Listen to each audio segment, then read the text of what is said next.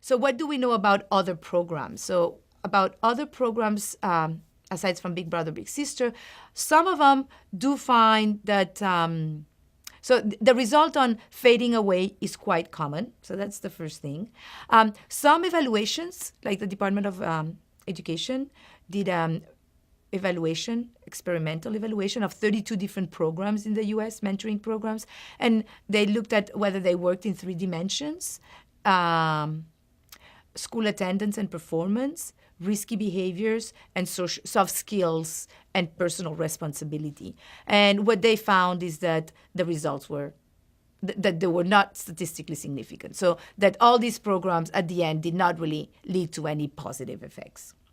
Perhaps what's more concerning is that a couple of evaluations, and that's one of the ones I've done, finds that some of these programs, in the long run, what they bring is they have unintended effects.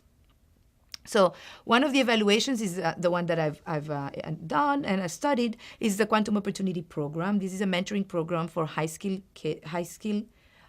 youth. It lasts 5 years, the 4 years of high school plus 1 additional one. It was very intensive.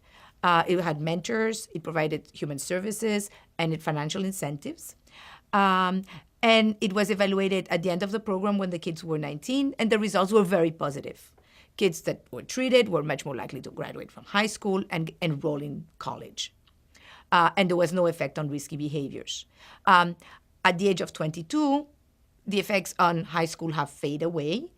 The effects on college enrollment remain. And the same thing at the age of 25. So the effect on continuing post-secondary education is strong undertreated. So that's a great success of the program. However, the results are modest. There's some fading away, at least in the high school graduation.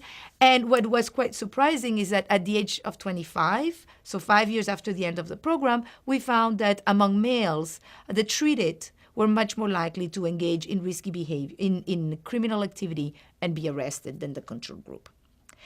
This was a puzzling result. However, it's not the only study to find these. So there's the Cambridge and Somerville study, mentoring study. This is a mentoring program where families were given a mentor who would visit twice a week, and for 5 years, I think. And they also refer kids to different types of programs, YMCA, some kind of any type of program that the kid might be using. And what they find is that 30 years later, so when these kids are adults, there were negative effects of the program. The treated were much more likely to engage in criminal activity and had poorer health outcomes, both physical health and emotional health.